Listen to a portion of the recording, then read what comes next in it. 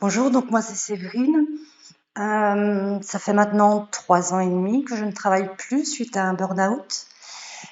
J'ai voulu je suis tombée très loin en dépression.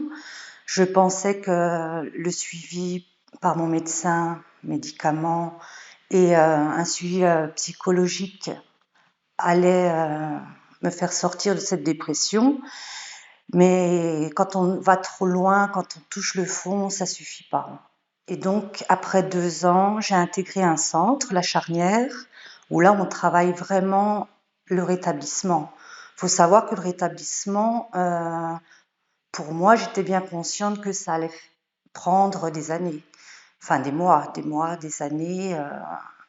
Et donc, en intégrant la Charnière, qui est un programme sur 18 mois, ça permet vraiment de prendre le temps de revoir tous ces dysfonctionnements, je vais dire. C'est donc se remettre en question, être prêt à accepter son état de dépression et que voilà, toute seule, on n'est plus capable de rebondir. C'est vrai aussi que je m'étais dit, je me donne 6 mois à la Charnière pour ne penser qu'à moi, qu'à mon rétablissement et ne pas penser à ma réinsertion professionnelle. J'avais vraiment besoin de me reconstruire parce que c'est vrai qu'on est complètement perdu, quoi. Et le moindre échec, on peut retomber très bas. Et c'est ça qui est très important en étant bien entouré du groupe et des professionnels. C'est quand on vit une rechute, ça fait partie du parcours du rétablissement. Faut avoir le réflexe.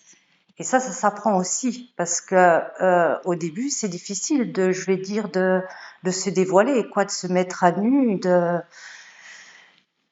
d'être honnête par rapport à son état. C'est d'avoir, c'est ça, ce réflexe d'aller vers son référent ou de contacter directement son médecin ou son psychologue. Moi, c'est vrai que j'ai la chance que mon médecin, mon psychologue, mon référent de la Charnière travaillent en collaboration.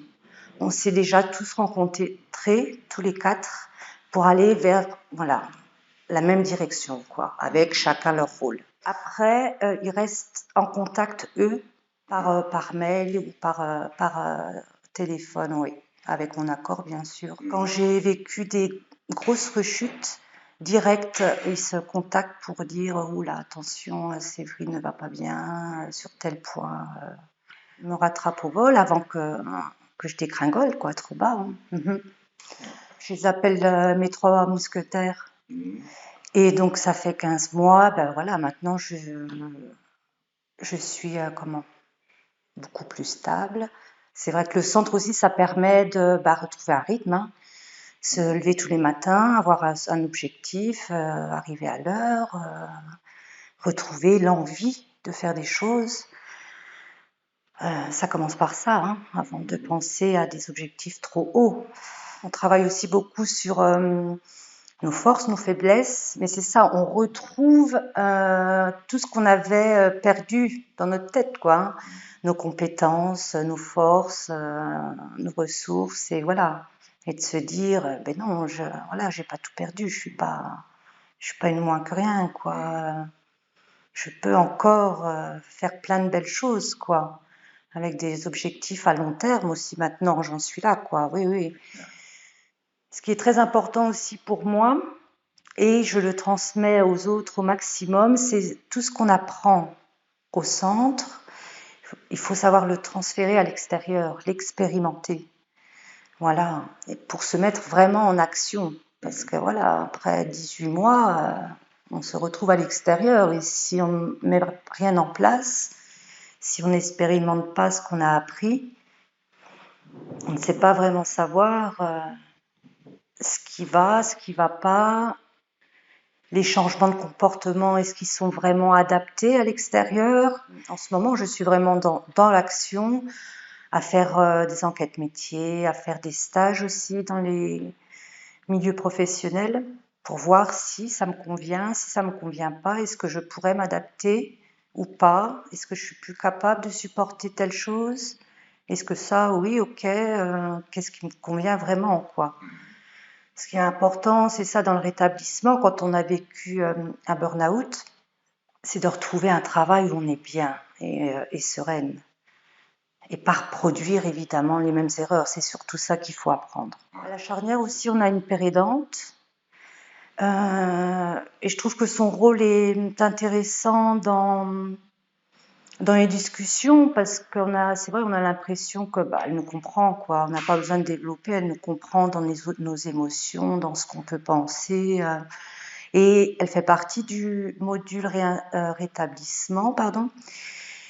Elle m'a permis en fait d'identifier les signaux d'alarme avant une probable rechute, quoi. Et ça, c'est super important. Dès qu'on sent que on dort moins, on mange moins, on est plus nerveuse. Tiens, c'est pas normal, quoi. Et donc, on va en parler. Charlie nous donne des techniques, les siennes, qu'elle a toujours gardées et qu'elle garde encore, qu'elle utilise encore. Et oui, elle m'a donné aussi quelques techniques. Et dans le groupe aussi, on s'échange des techniques qui fonctionnent. Après, chacun sa personnalité, quoi. Ça m'a beaucoup aidé dans mon rétablissement. Ouais. Elle nous a aussi appris réagissez directement, quoi. Appelez l'un ou l'autre, mais ne restez pas seul parce que là, ça peut être la dégringolade terrible. Et la phrase que je retiendrai toujours de la bouche de Charline, c'est un petit pas plus un petit pas égale un grand pas. N'allez pas trop vite, ne visez pas le sommet de la montagne, une étape à la fois.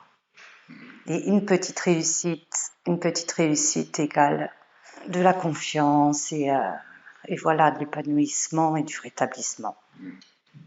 Pour moi, c'est comment la charnière, on peut dire, entre l'équipe professionnelle et les bénéficiaires. Parce que, ouais, c'est vraiment aller au milieu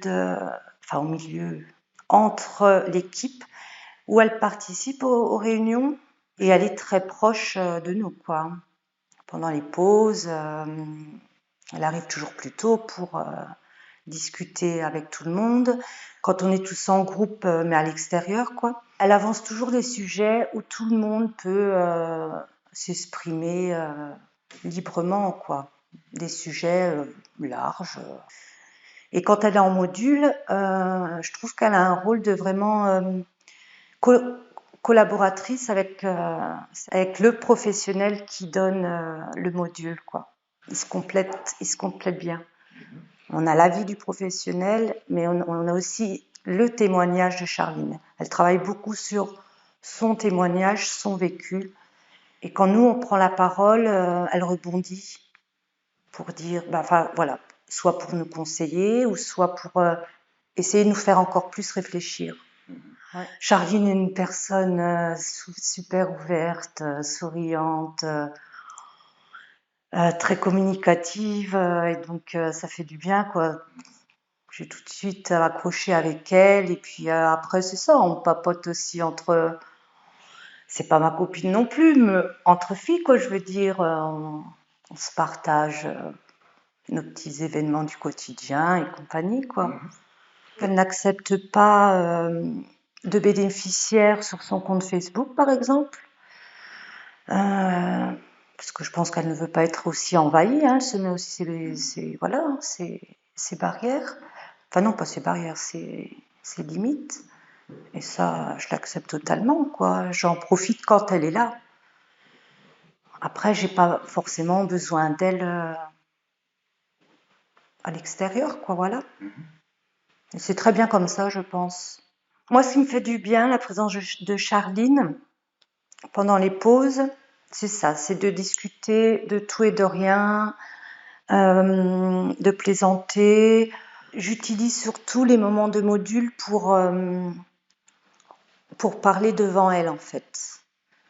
Pourquoi ? Parce que j'ai peut-être besoin que ça soit bien cadré, qu'il y ait un professionnel à côté, je ne sais pas. Et de toute façon, c'est vraiment l'endroit où là, elle peut nous aider, nous conseiller des techniques et compagnie. Et ça, je voilà, je les retiens bien. Personnellement, j'ai pas besoin de me confier à elles. Voilà, j'ai développé un réseau extérieur, que ça soit professionnel ou ami. Le soutien aussi familial qui est aussi important pour moi. Une autre chose que je retiendrai aussi toujours, c'est de la part de Charline, c'est repenser parfois à vous, dans quel état vous étiez il y a un an, que vous étiez il y a 6 mois. Et là, aujourd'hui, vous en êtes où? Voilà, pour retrouver de la fierté. Et, oui, j'ai avancé. Oui, j'ai encore des difficultés aujourd'hui, mais par rapport à un an, c'est énorme ce que j'ai fait. Et voilà, Charline, pour moi, les pères aidants, c'est surtout ça. C'est un modèle, c'est un exemple. Parce que Charline, elle revient de loin quand même. Hein. Voilà, elle a un sacré parcours. Et quand on voit ce qu'elle fait maintenant et elle reprend une formation et qu'elle fait plein de choses à l'extérieur, voilà, ça nous donne de l'espoir, quoi. Et ça, c'est vraiment important de la part des pères aidants. Et c'est vraiment, oui, c'est ça. C'est un exemple, quoi. Oui, tout est possible. C'est vraiment ça. Gardons espoir et faisons-nous confiance et faisons confiance aux autres.